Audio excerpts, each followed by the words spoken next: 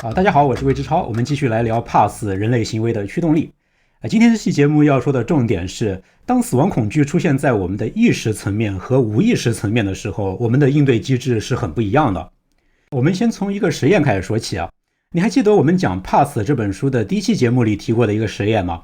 法官在想起他自己的死亡的时候会对性工作者施以重罚。法官呢，其实是在用捍卫自己信仰的价值观的方式来抵御死亡恐惧。不过在这个实验发表之后不久后来有别的研究者做了一个非常类似的实验，得出的结果却非常不一样。这一回呢，受试者也是模拟法官来裁决应该给一些性工作者多少惩罚。在接触案件之前呢，受试者也要想象自己的死亡。不过这一回他们进行的是深度幻想。这一回呢，就不只是闭上眼睛，脑子里边闪过一个我会死这样的念头就算数了，而是要花上20分钟的时间来想象自己被诊断为晚期癌症时候的样子。经过这痛苦的20分钟想象之后紧接着就去判决应该给多少惩罚。奇怪的是，这一回受试者虽然经历了时间更久，受到的刺激程度也更大的死亡想象，但是他们却没有加重对那些性工作者的惩罚。也就是说，这一回他们并没有调用价值观来抵御死亡恐惧。那这是怎么回事呢？我们之前举过很多这方面的例子说明当人们被提示他们自己会死之后，就会调用那种捍卫自尊、捍卫价值观的形式来对付死亡恐惧。那刚才这个实验为什么又得出了相反的结论呢？怕死这本书的作者推测，最关键的差别就是在之前的那些实验里人们想起自己的死亡之后呢，都是经过一个短暂的时间间隔，然后再开始做那些涉及到自尊、涉及到价值观的判断的。经过了一个时间间隔之后呢，关于死亡的念头基本上其实已经从他们的当前意识里消退，转入到无意识的层面了。死亡的威胁这时候只是在他们的脑海深处隐隐的回荡。而在刚才说到的这个实验里呢，由于受试者花了几十分钟的时间去想象死亡，这样一来死亡的念头就一下子不会从他们的意识里消退，所以在他们做出那个判决的时候死亡恐惧仍然停留在他们的意识层面。那会不会是这样的呢？只有当死亡恐惧退入到无意识的层面的时候，人们才会动用那个捍卫自尊、捍卫价值观的方式来抵御死亡恐惧。而当死亡恐惧还停留在意识中的时候，人们就不会这么干。怕死这本书的作者做了很多这方面的研究发觉他们的这个猜测没有错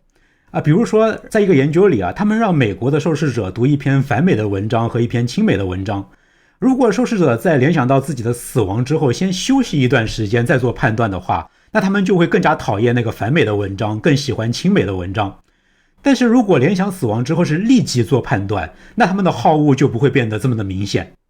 你看休息一段时间之后死亡恐惧从意识层面消退，这时候人们才会启动捍卫价值观这个应对机制。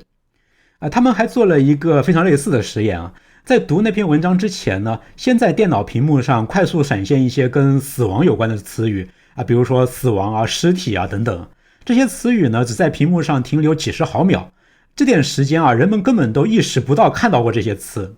但是根据过往的研究呢，这种非常快速闪现的词语是会进入到无意识的层面的。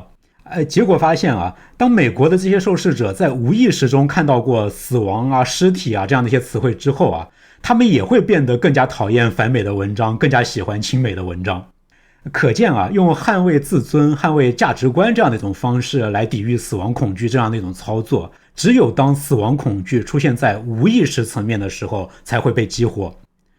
那么在归纳出这样的一些实验证据之后呢，怕死这本书的几位作者就把这种用自尊和价值观来抵御无意识中的死亡恐惧的操作命名为远端防御机制。有远端，那当然就有近端相对的呢，当死亡恐惧还停留在我们的意识层面的时候，我们启动的就是近端防御机制。那么近端防御机制是什么呢？近端防御机制其实非常简单直接那就是我们会尽力把死亡恐惧从意识中清除出去。近端防御机制启动的时候，我们会想方设法压制和排除那些关于死亡的念头。压制死亡念头的方法呢有好多种第一种方法是分散注意力比如说看过一条非常惨烈的交通事故的新闻之后我们就会有特别强烈的意愿去看一看综艺节目用奇葩说最近又辩论了什么呀，用脱口秀大会又出了什么新段子这样一些与死亡完全无关的鸡零狗碎来填满我们的意识。压制死亡念头的第二种方法呢，是告诉我们自己不是我，不是现在。比如说那个车祸虽然很惨啊，但不是发生在我们城市啊，我们城市的人开车都特别规矩啊，这种事不会发生在我头上啊。再比如说这么想啊，这种疾病好吓人啊，但是我还年轻，我不会得这种病。通过这样的合理化，就把死亡推向了远方，或者是推向了未来。这其实也就是《权力的游戏》里二丫的师傅教给他的那句名言嘛：当死神来临的时候，你应该跟他说什么？今天还不是时候啊。压制死亡念头的第三种方法呢，就比较积极一点了，那就是告诫自己要远离危险啊。比如你在 B 站看完一段车祸视频集锦之后啊，立马就告诫自己走在路上要遵守交通规则，要惜命一点啊，不然下次在集锦里出现的主角就是你自己了。具体我们会采取哪种手段来压制死亡念头呢？这个是因人而异的啊。比如在一个实验里啊，心理学家让受试者写下关于自己死亡的想法之后啊，再问他们如何看待垃圾食品啊，结果有的受试者就会说，我现在知道了，这个不利于健康，我还是少吃一点吧。但也有受试者会说，如果我很胖的话，那这个油炸奶酪这些东西对我的健康就有危害了。幸好我不胖啊，那我可以再吃上10来个没有问题的。你看啊，有的人会告诫自己远离危险，但也有的人会告诫自己不是我，不是现在啊，这就是近端防御机制啊。死亡的念头还在我们意识中的时候，我们就会通过各种手段来压制这些念头，来缓解恐惧。近端防御和远端防御这样的两个概念啊，对于医疗健康方面的政策啊特别有启发。因为政府在宣传一些医疗健康概念的时候啊，一种很常见的手法其实就是用死亡恐惧来吓唬大家嘛。宣传吸烟有害健康的时候啊，会给大家展示吸烟导致肺癌的各种数据啊，甚至会把得了肺癌的肺的照片展示出来啊。但是这样的一种方法真的能够把大家吓得不敢抽烟吗？那就未必了。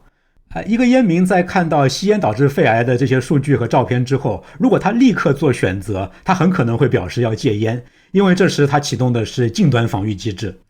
但是过了10几分钟之后啊，那些认为吸烟能够增添自己形象魅力的人啊，他们反而会更加坚定地维持抽烟的习惯。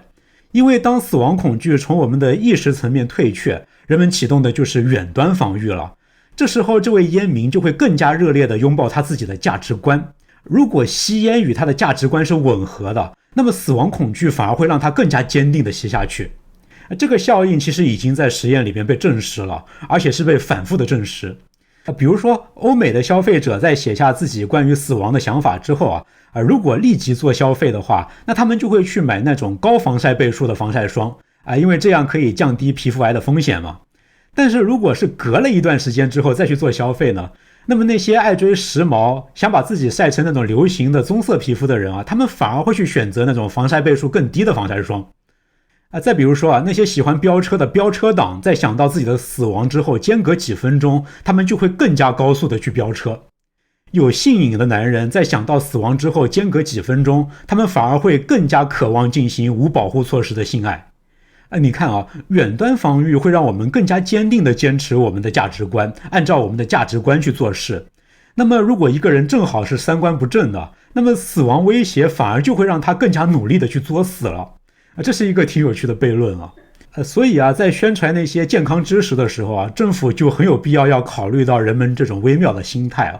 其中最重要的就是不光要宣传不健康行为的死亡威胁，还要把健康的行为方式植入到人们的价值观里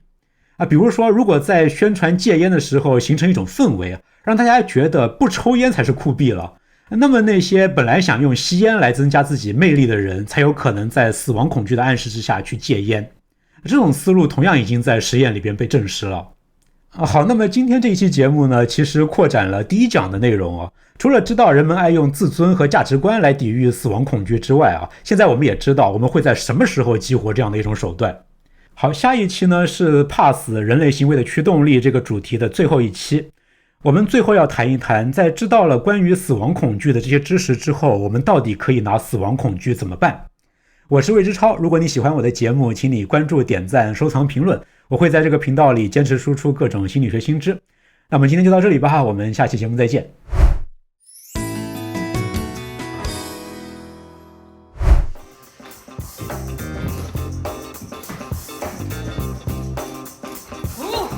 好灵敏。